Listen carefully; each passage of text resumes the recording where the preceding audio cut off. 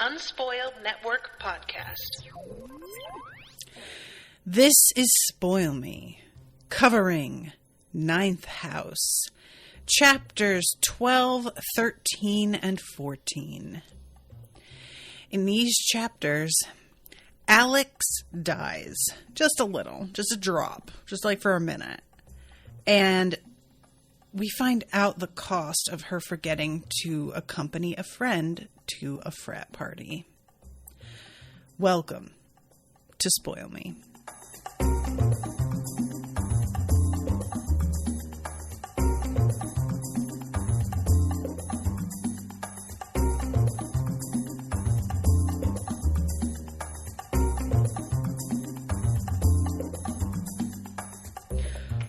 Welcome to the show, everyone. I am Natasha. Thank you so much to Joanna for commissioning this episode. And thank you also for your flexibility, Joanna. This is an episode I was supposed to record at the start of this month, and I had to push back because of the puppies and having to put them down that day. And I wasn't sure when I was going to fit in the makeup recording, but it actually kind of worked out because I'm able to use this makeup recording as a sort of break in the long gap between now and the next episode, because I think the next one isn't going to be until January, if I'm not mistaken. Yeah, January 12th, which is going to be agony. But as of right now, y'all, I'm still obsessed with this book, just obsessed with it, and I'm really excited to read further because this ended on such a cliffhanger, I swear to God. So I'm going to really try and stay on track this time because I have things I want to talk about in every section. But chapter 12 starts off with Alex recognizing that she is going to have to go and talk to the bridegroom. She had already kind of resolved to make a bond with him at the end of the last chapter, but I didn't know what that meant. And it turns out the way to do this is the Wolf's Head tomb apparently has a temple in it, which would make it possible for her to perform a certain ceremony. But in order to perform the ceremony, she is going to need access to the temple, which is not something that is often allowed. And she knows that likely the only way she is going to convince anybody from Wolf's Head to allow her in is if she returns a statue that was stolen to them. And it turns out that this statue isn't actually significant in any practical way.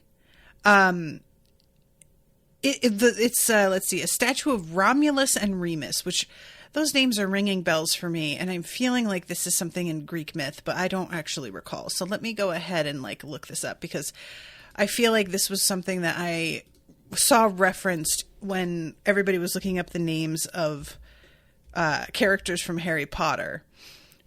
And I should have recalled it from there. Let's see. In Roman mythology, twin brothers whose story tells of the events that led to the founding of the city of Rome. Okay.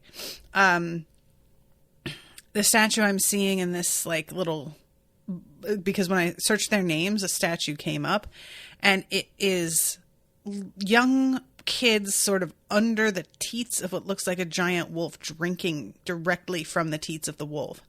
So maybe this is the exact statue they're supposed to have in this story, because it's probably not out of the question that they would own a legitimate, something of huge value.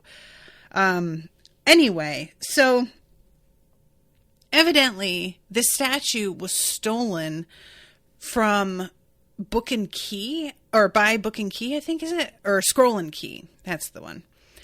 And it was just sort of a prank, but Wolf's Head got really pissed over it and have been asking for Lethe to step in and get it back for them for some time. But Darlington has always maintained that isn't their job. That Lethe is meant for fucking real problems, not bullshit childish pranks. And so they never did anything about it. So what Alex is intending here is to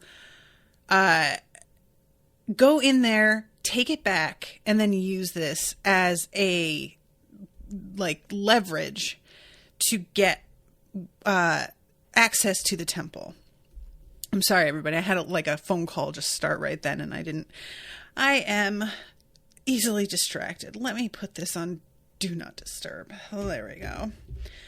So she thinks she's going to just be able to make this a sort of simple transaction. But Salome, I believe that is how her name is pronounced, is not going to play the game.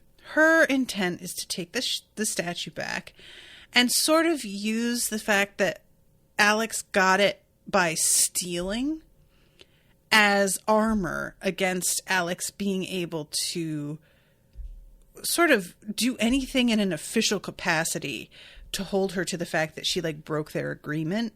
Essentially well, who are you going to tell that I didn't hold up my end when you stole this and you weren't supposed to be there anyway?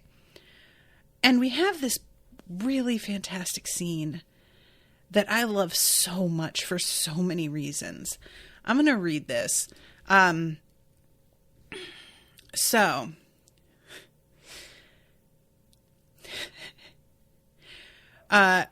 We get a story first of Alex not getting the pay for some drugs that she was selling on Len's behalf because he was too hungover to show up himself. And he sent her on a job that she didn't normally ever do herself. And he flipped out so bad when she came back without the money that she went and got a shift at a strip club and sold some very valuable garnet earrings that belonged to her grandmother, and does that to make up the rest of the money, which it's so infuriating to read this because he gets so angry at her and he manages to scare her into doing this stuff for him to make up the money when the reason she didn't get it was because you aren't the one who normally does this job and you got too fucked up to do your job. And now you want to blame her for your being a piece of shit. This man just, it's no surprise that he completely sucks. But every time I learn any additional facts about him, I just grow more and more disgusted, overall with everything about who he was as a person and the ways that she was treated and the ways that she allowed herself to be demeaned by participating in it. Because I guess she just felt like she had no other options and probably she didn't. So I love this so much. Salome was taller than Alex. So Alex grabbed her by the lower lip hard and yanked. The girl squeaked and bent at the waist, flailing her arms. Alex wrapped her arm around Salome's neck, looping her into a chokehold, a grip she'd learned from Minky, who was only 4'5", and the one girl at Club Joy who King never messed with. Alex fastened her fingers around the pearl-shaped diamond drop that hung from Salome's ear. She was aware of Dawes' shocked presence, of the bridegroom stepping forward as if chivalry demanded he do so, the way the very air around them was shifting, changing, the haze dissipating, so that Salome and Dawes and maybe even the Grey could see her clearly for the first time. Alex knew it was probably a mistake. Better not to be noticed, to keep your head down, remain the quiet girl, in over her head, but no threat to anyone. But like most mistakes, it felt good. "I really like these earrings," she said softly. "How much did they cost?" Salome scrabbled at Alex's forearm. She was strong from sports like squash and sailing, but she'd never had anyone lay hands on her, probably never seen a fight outside of a movie theater. "You don't know, right? They were a present from your dad on your sweet 16 or on graduation or some shit like that?" Alex jostled her and Salome squeaked again. "Here's what's going to happen. You're going to let me into that room, or I'm going to tear these things out of your ears and shove them both down your throat, and you can choke on them." It was an empty threat. Alex wasn't in the business of wasting a nice pair of diamonds, but Salome didn't know that. She started crying. Better, Alex said. We understand each other? And finally, finally she lets Salome go, whose first words are, "You can't just."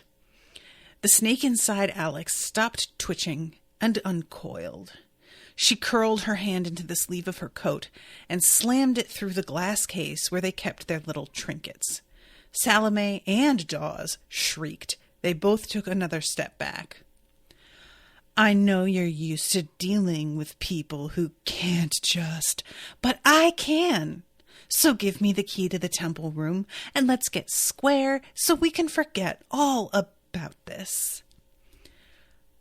I truly cannot explain how much I love this scene.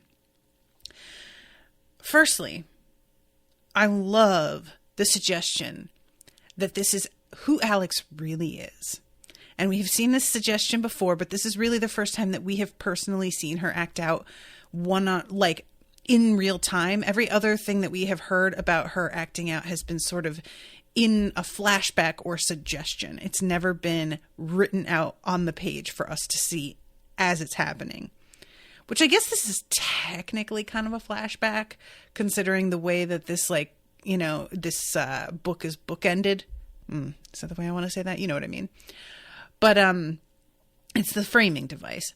But I just really am enjoying getting to see Alex be the scary creature that apparently has been really at the root of her being this whole time, that she has had to keep sort of locked up because she has been attempting to pretend to be a different version of herself to fit in here, which makes sense. And I think that this is something that a lot of us, it's one of the ways that most of us have to live in the world, is that we have different hats we put on depending on where we are. The thing is that a lot of the time when you have those different hats, at least at home, you can still be yourself. You put the hats on when you go out for the day, and then you return home and you get to relax and slip out of that persona. But because Alex is living in this dorm and she's having to lie about who she is, she can't ever really relax around anybody. So it's understandably kind of a huge relief to her in this scene to get to stretch and let loose a little bit. And so I am just fascinated to see more of that Alex, and we really get a good look at some other aspects of this side of her personality in these chapters.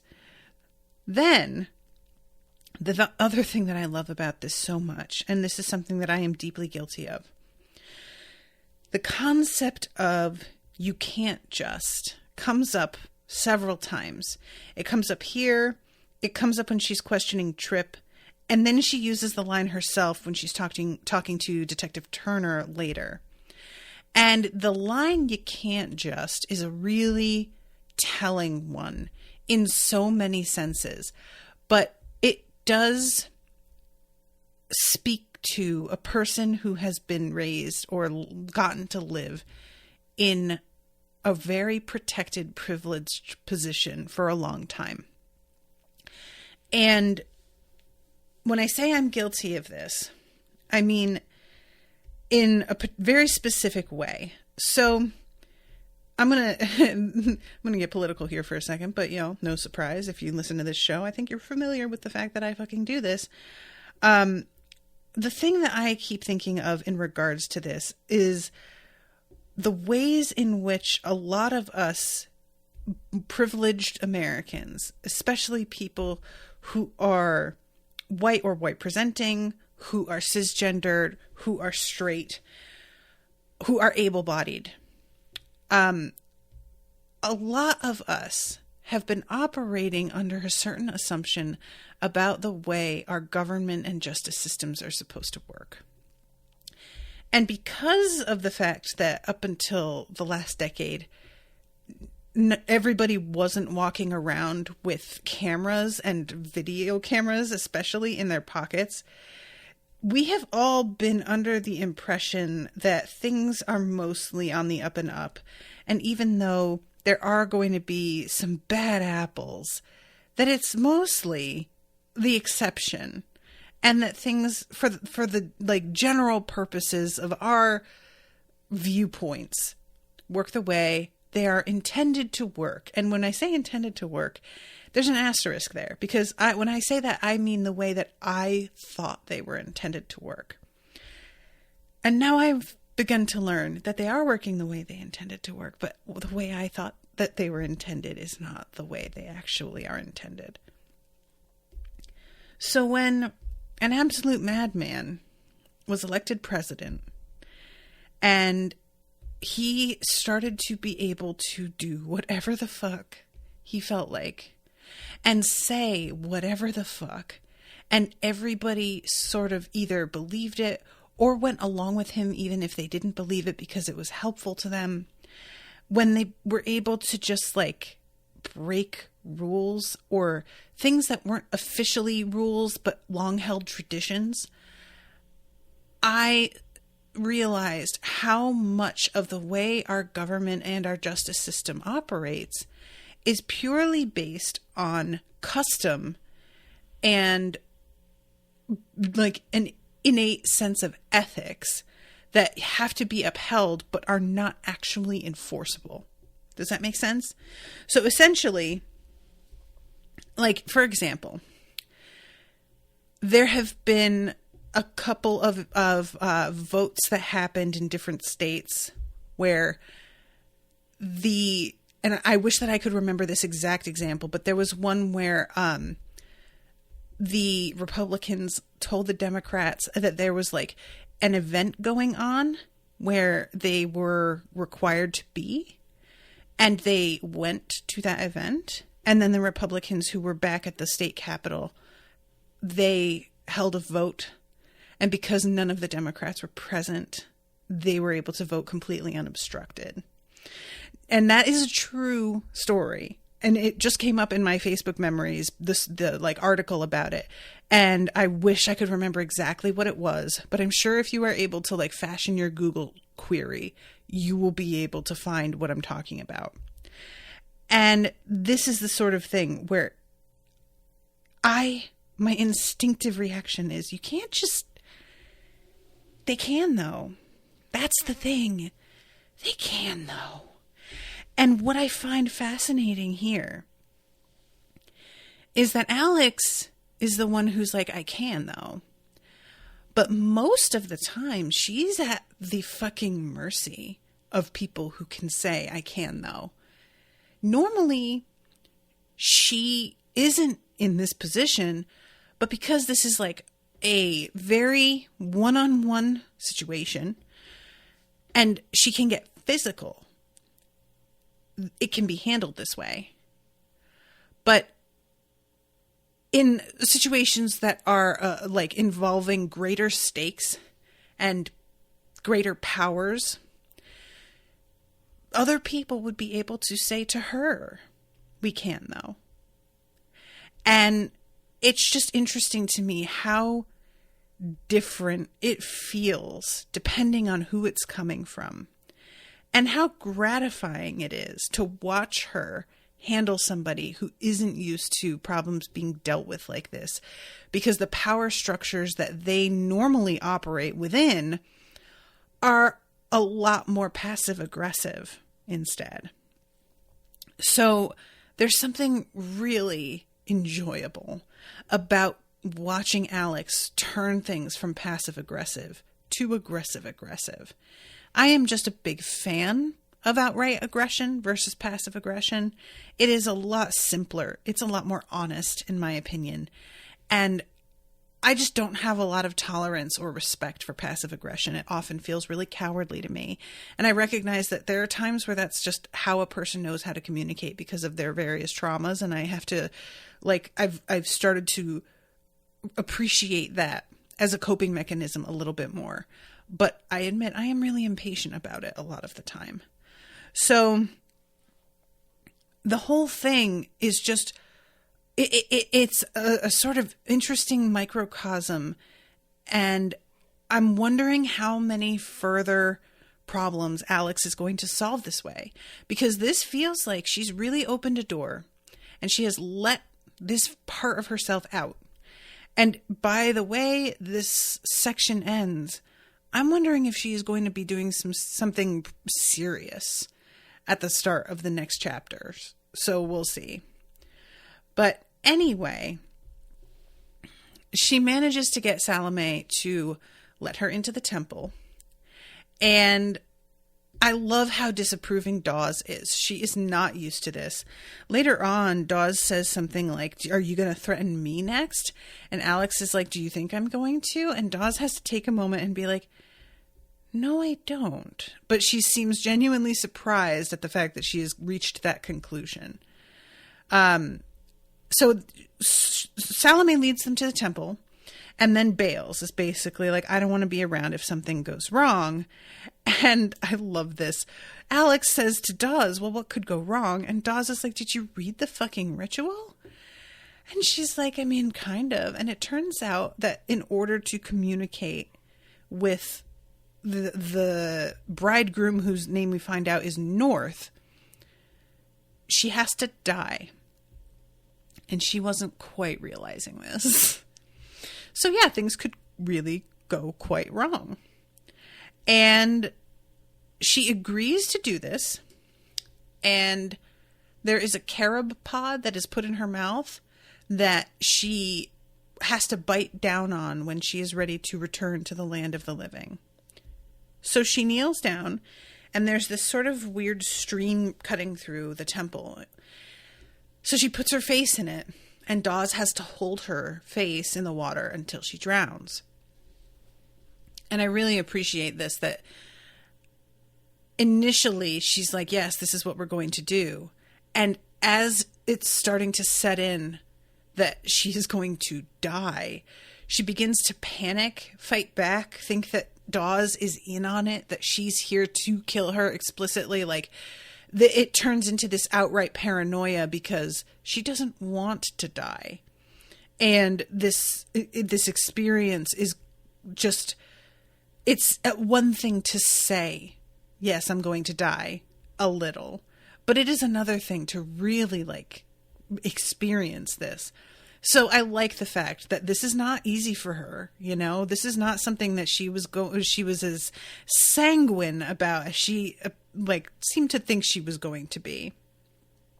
So all of a sudden, the pressure on her neck is gone. She thinks Dawes has let go, but no, it turns out that she has crossed over at this point. And she is on the edge of this black river. There is a sky full of strange star constellations above her head. And the water has got some creatures in it, namely some alligators, because this is a lot of Egyptian mythology that's happening in this particular version, but apparently there's lots of different versions of the other side. So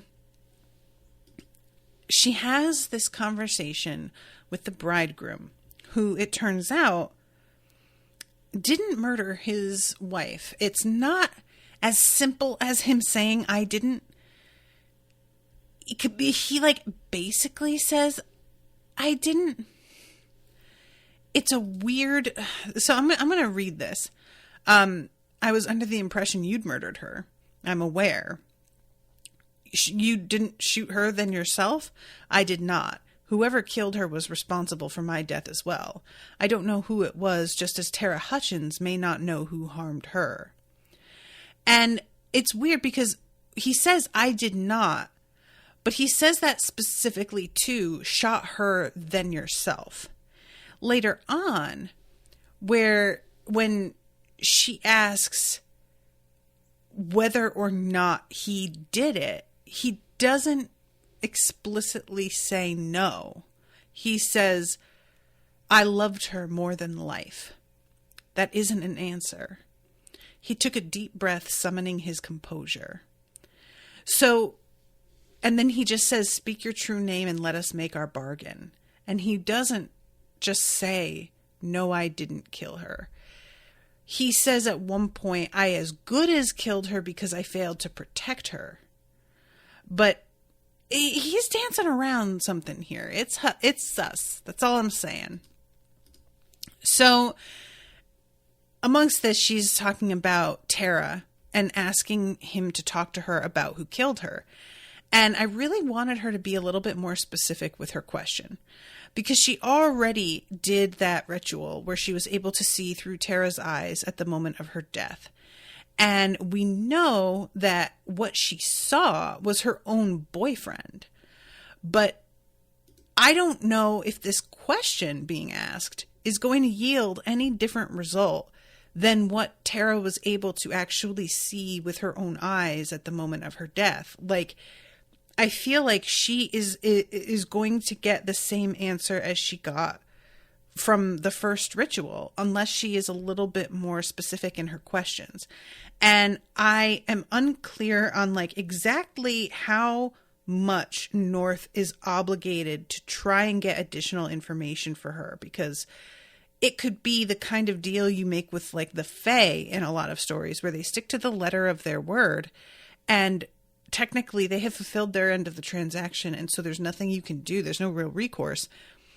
But if he were doing his job well, he would question Tara further and get additional info. And I'm going to hope that he does something like that because of the fact that he helps with the Tennyson quote, which I'll get to in a moment. And he didn't have to, but I just don't know.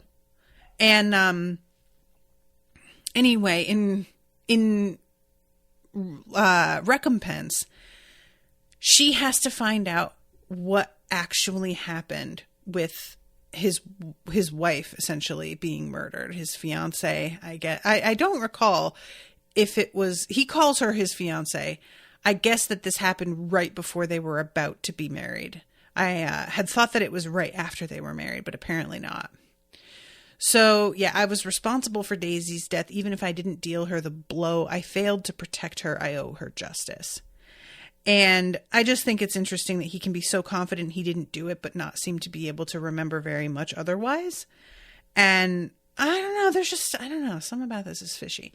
But I also do like the fact that, like, the story that's been told about him this whole time isn't true. Because I had theorized maybe it isn't what everybody thinks. And indeed, it might be what everybody thinks after all, but for right now, it looks like it's not that simple.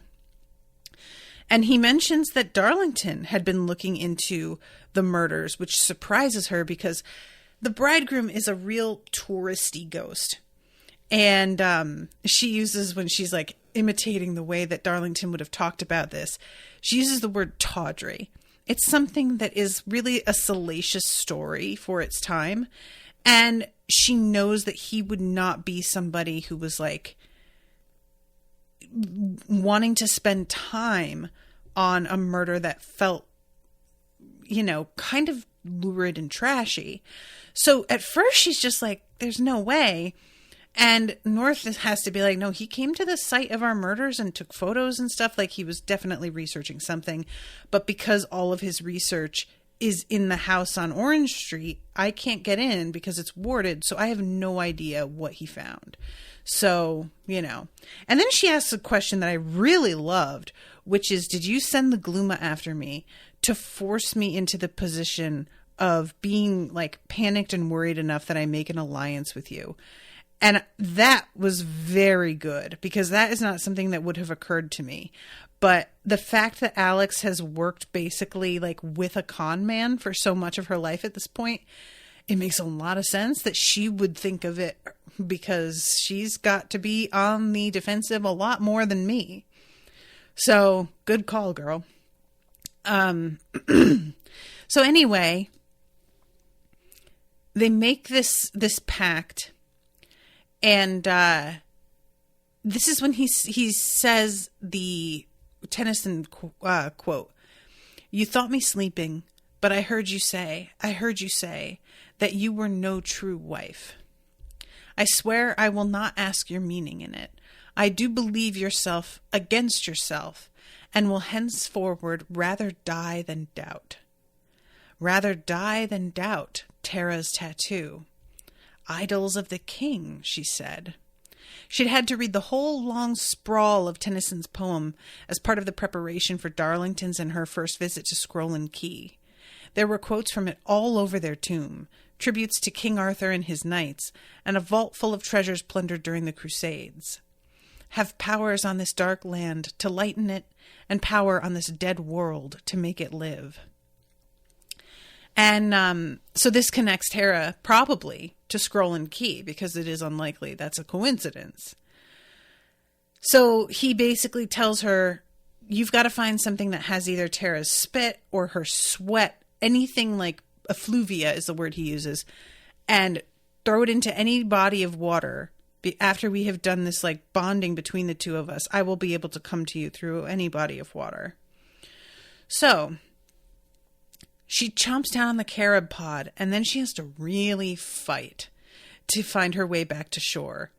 And I enjoy a lot. She uses the word hell sort of offhand, and there's a crack of lightning and a real reaction from the like area around her. And he says something like they don't like that word around here.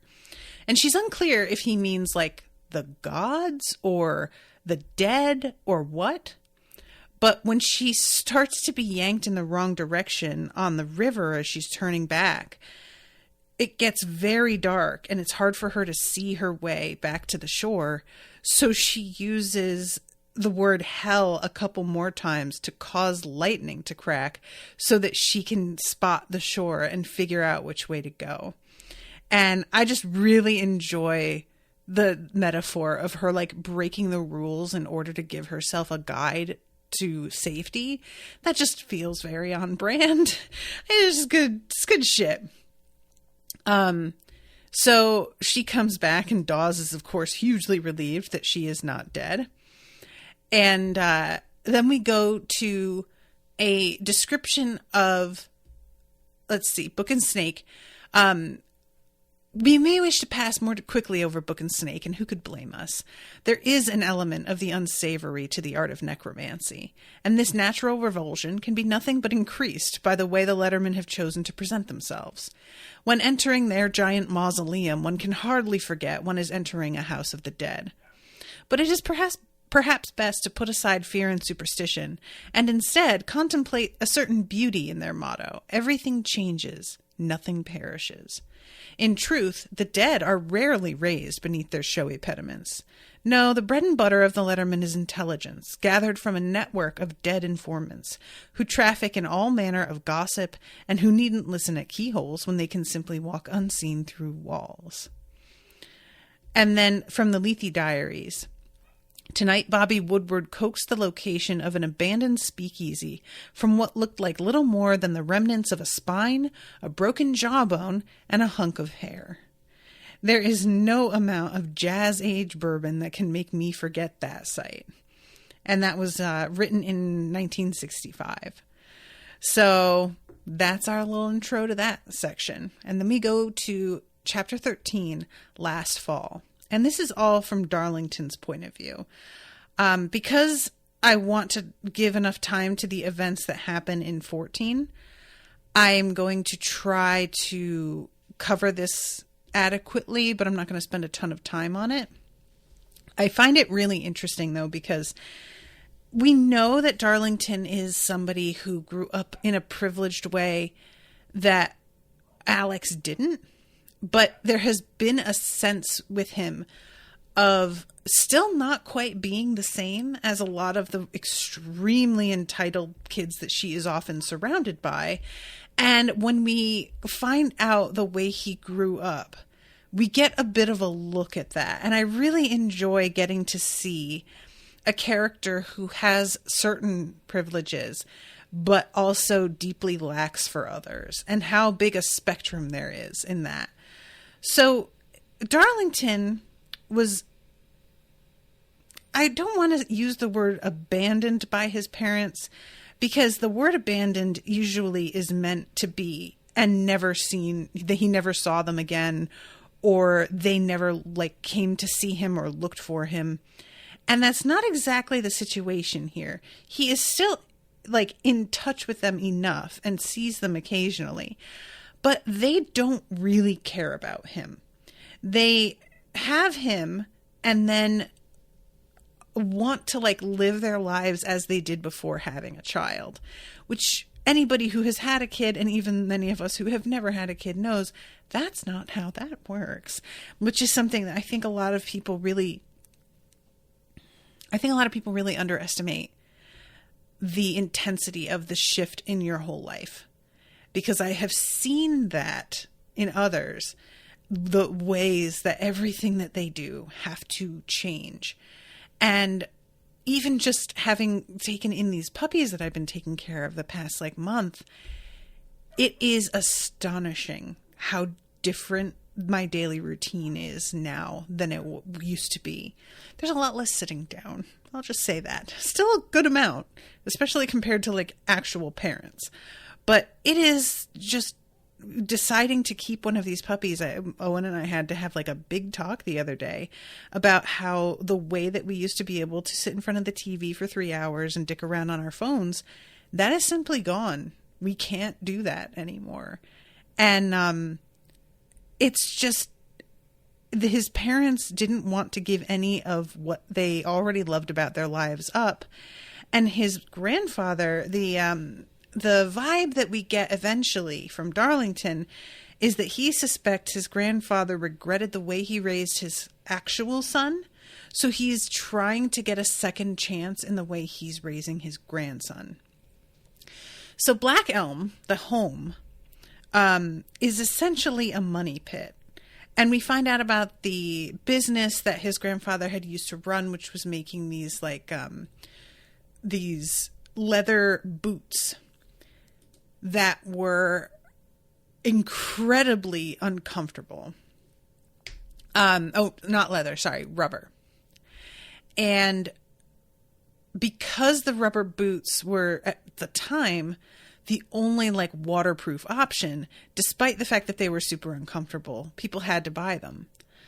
But somebody eventually came out with a process for actually waterproofing leather, and then that just spelled the end of this industry entirely. And I love this line. I highlighted it. They'd given him a keen understanding why, as soon as people had been offered another option for keeping the wet off their feet, they'd taken it. The boot factory had closed and stood empty for years, like the Smoothie Girdle factory, the Winchester and Remington plants, the Blake brothers and Rooster carriages before them. As he grew older, Darlington learned that this was always the way with New Haven. It bled industry, but stumbled on bleary and anemic through corrupt mayors and daft city planners, through misguided government programs and hopeful but brief infusions of capital.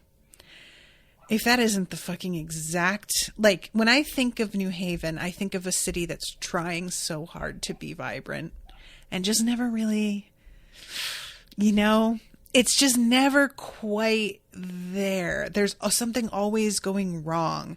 And later on, there's some from when we're in Alex's POV again, she's talking to her, or thinking back about like going through the city with Darlington and him describing these certain areas that got funding to be redone and got like either partially finished, or they did get finished, but they weren't beautiful. So nobody wanted to spend time there. And there are just these gaps. And she realizes that he wants to call them wounds because he sees the city as like a living thing. And I love the fact that she knows that about him. There's something very like sweet about how he doesn't have to say it and she still hears it. That's somebody really getting seen, when you can like tell what they mean, even if they don't say it. So anyway, what happens is his parents come to see his grandfather like every now and then to try and get money out of him and convince him to sell the house and take the money and move somewhere else and distribute the money amongst all of them. And he always acts like he's entertaining the idea. And then at the last second, it's just like, nope, never mind. And Danny is sort of like, and I'm going to call him that because in this part, he is called Danny, even though when he's in with Alex, we go by Darlington. Danny's sort of wondering why he always kind of puts this show on of feeling open-minded to the idea and then backs out. And he realizes eventually that his grandfather was probably just lonely and enjoyed the sort of back and forth, you know? So eventually his grandfather gets sick, and he says something to Danny about how your parents are going to try and get the house. Don't let them. And eventually his grandfather does die and leaves him the house.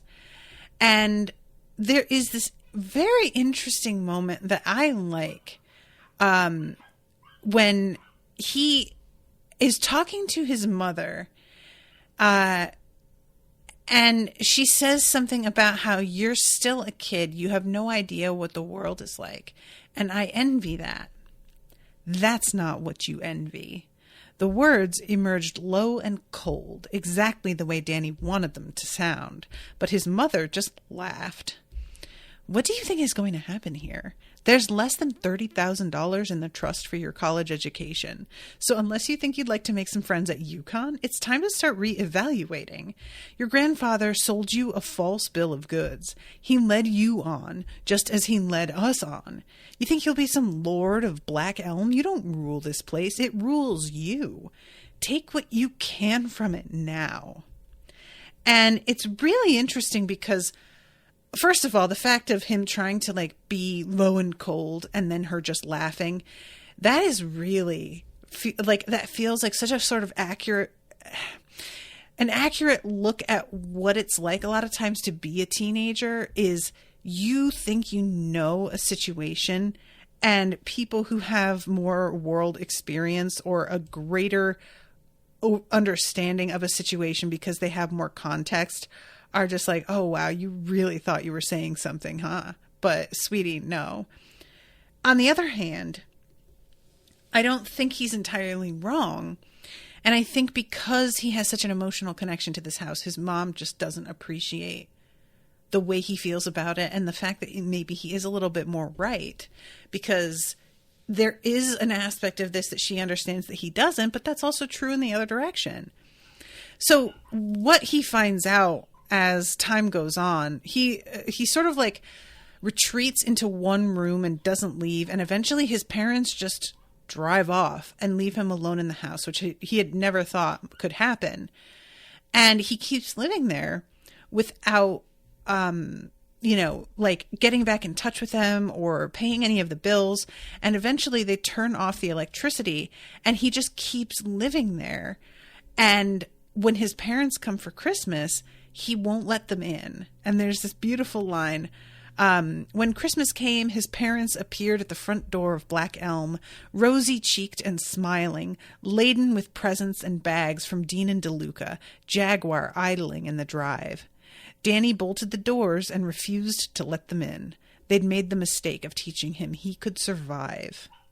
And this is what kind of links him and Alex in my mind, is that if he were more like some of the other kids, like Tripp, for instance, he would absolutely have sold the place and taken what he could. He wouldn't have taken his studies that his grandfather put him through so seriously. He would have welcomed his parents showing up with all kinds of little bits and bobs to make his life easier after going through the hardship of living in a house with no electricity for like a month and a half. The way that he reacts here just says a lot about him and what's important to him. And there is a bit of the scrappiness in him that we see in Alex. It's just a really different manifestation of it because of the way he was raised.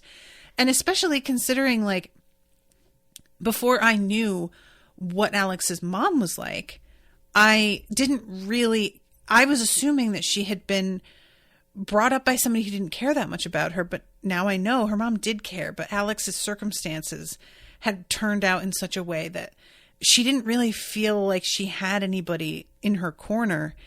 And it's interesting to have a sort of similar thing where the beginning of his life, he was really cared for and loved by a person who was doing their best for him. And then they were taken from him.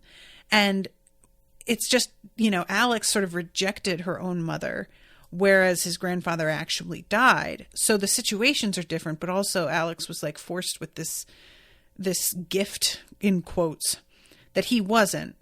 So all of this is just it's very fascinating. I really enjoy getting to see this aspect of Danny and the ways in which he pushed to keep exactly what he wanted in his life and not take the advice of folks that couldn't give fewer shits about him.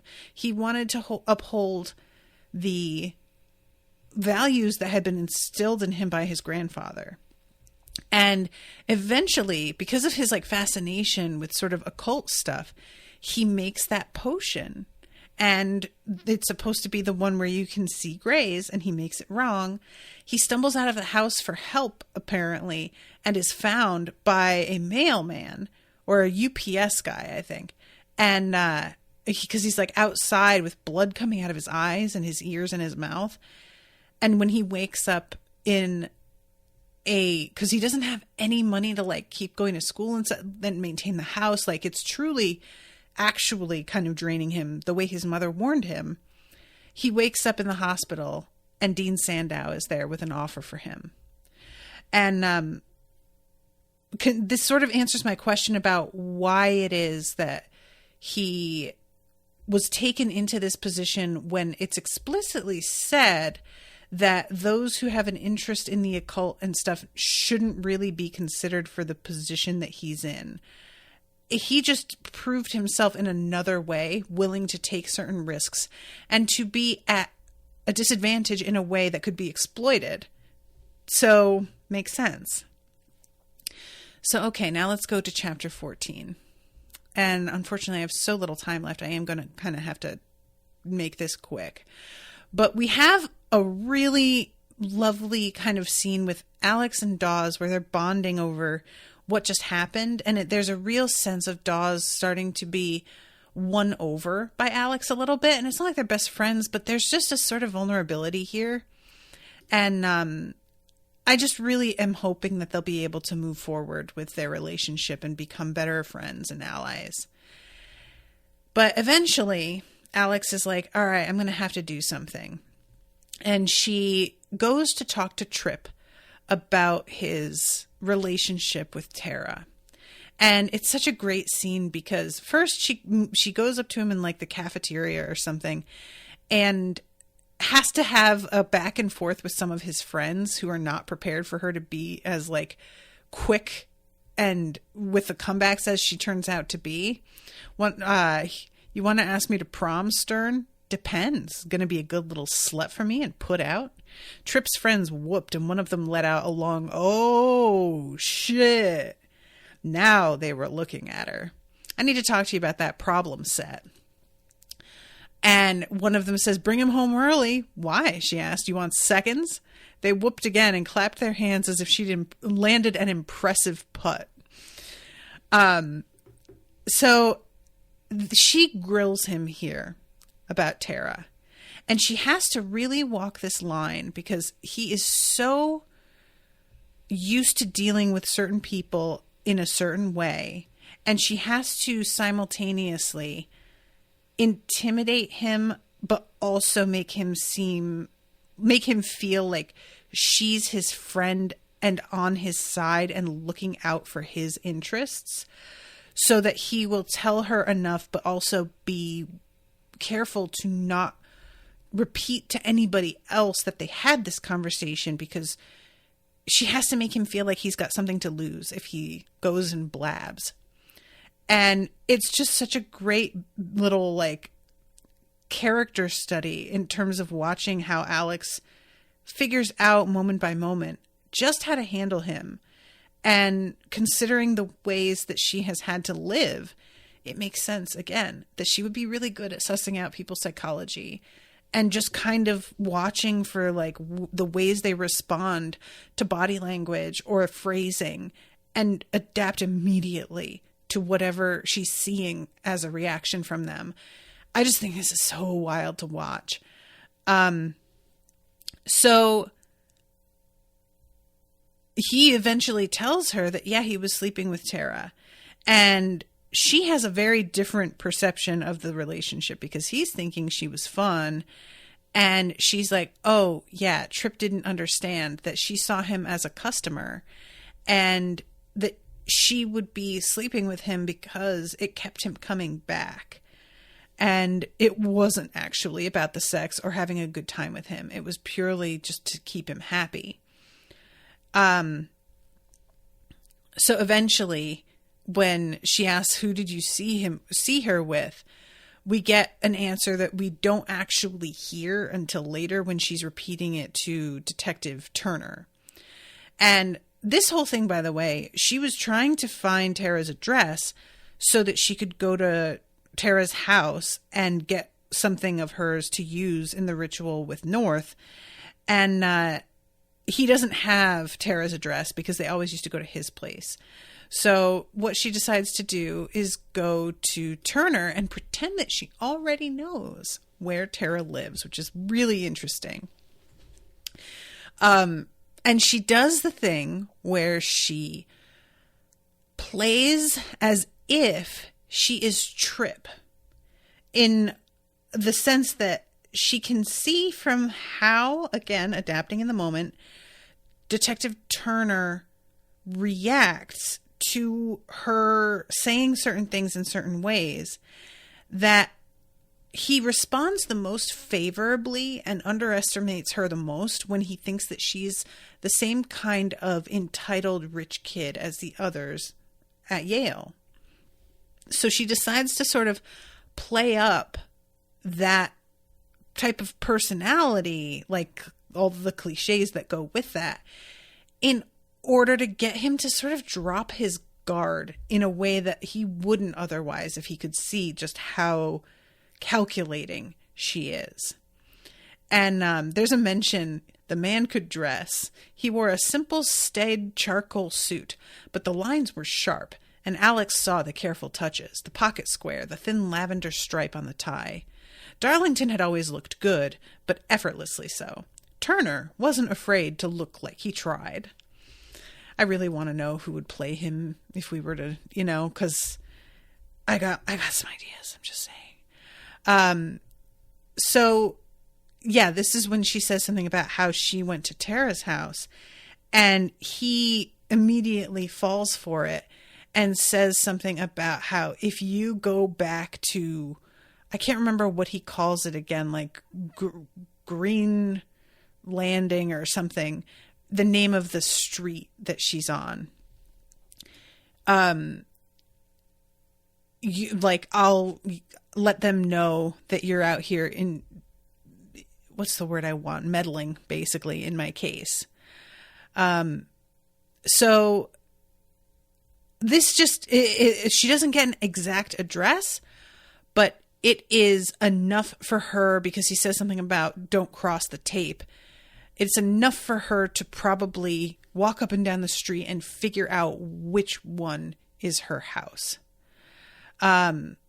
So I love this, though. It's just a really smart way, because she was thinking she was going to have to go around him. And she's like, no, you know what? I think I'll use him to go straight through. And there's also this moment where he says that, because she's saying, I don't even need your permission, I can request a talk to the suspect through his lawyer.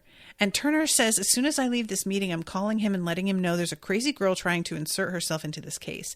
Maybe I'll give him a look at the video of you running around Elm Street like some kind of fool.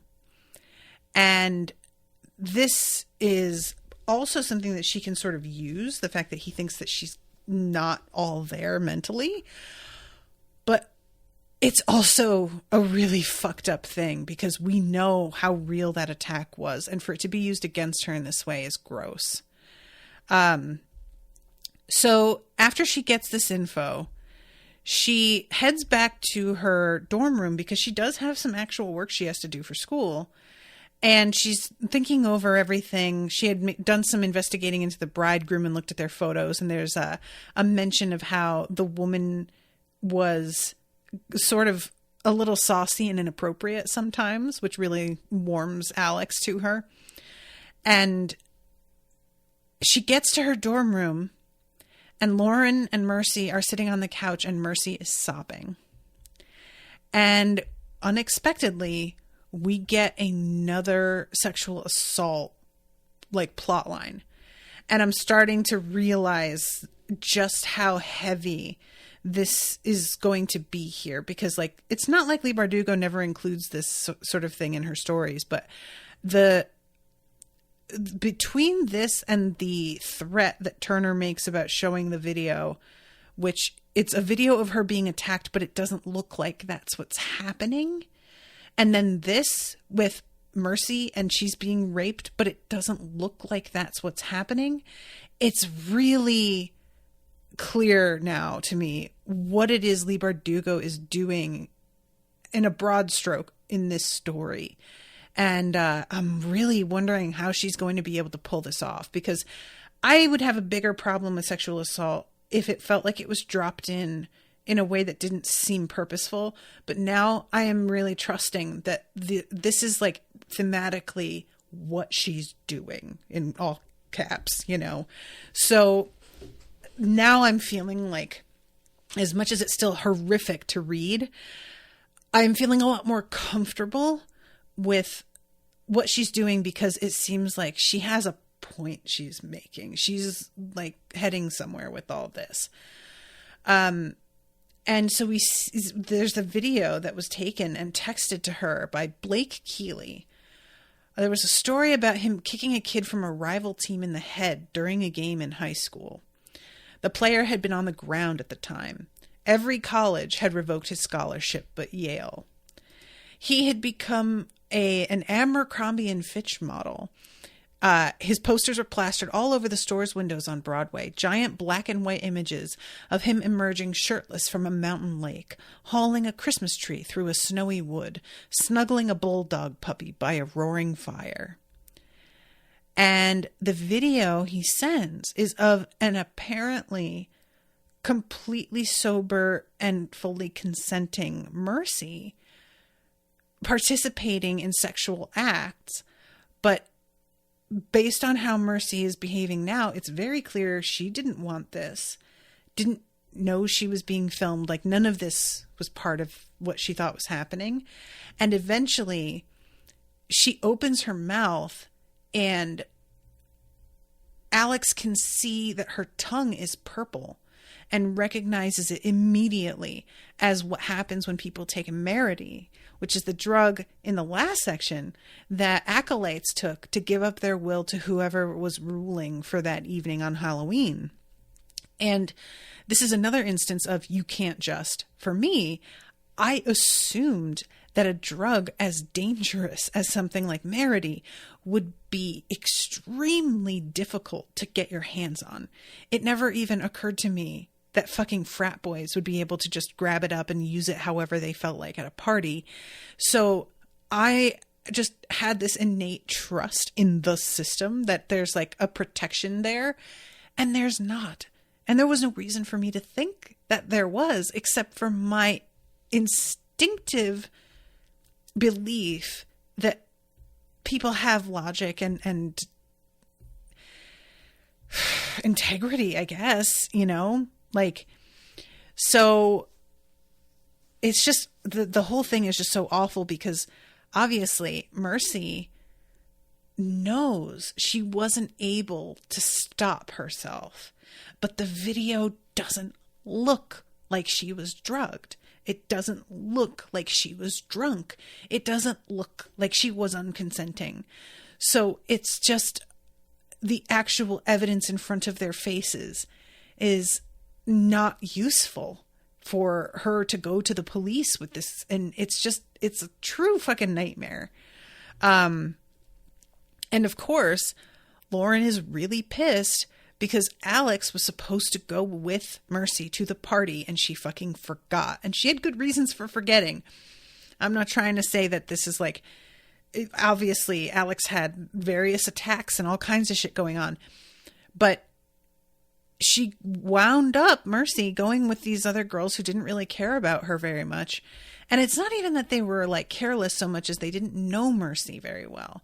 So Mercy probably was like given the Merity and then told the girls, no, it's fine. Go ahead home without me. I'm going to stay here and have a good time. And because the girls didn't know her well enough to tell that this isn't normally the call she'd make, they didn't question it. And they also don't have the knowledge of the drug to recognize the purple tongue as a symptom. So what it comes down to is, if Alex had been there, this would not have happened. And it's really, I can't imagine how this feels to them both. Like, and poor Mercy, not only with this happening to her, but Alex, like, knows she herself owes Mercy a lot, because this is a girl who actually seemed to be a friend, you know, in a way that nobody else really had on campus up to then.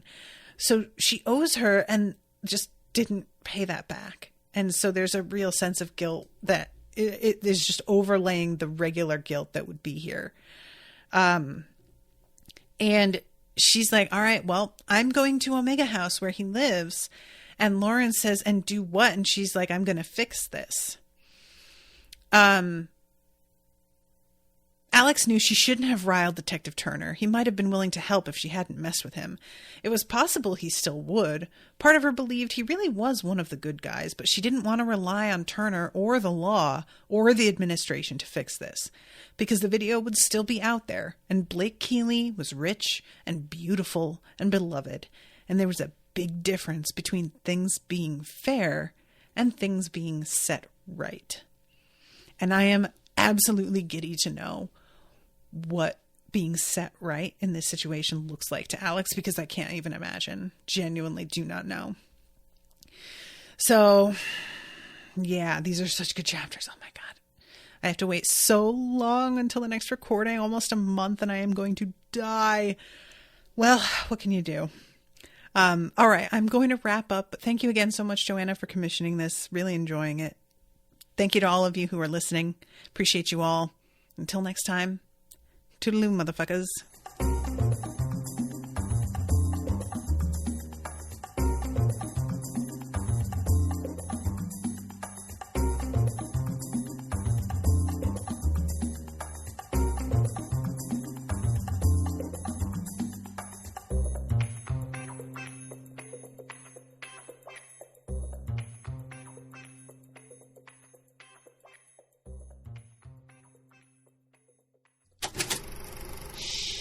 That was an Unspoiled Network podcast.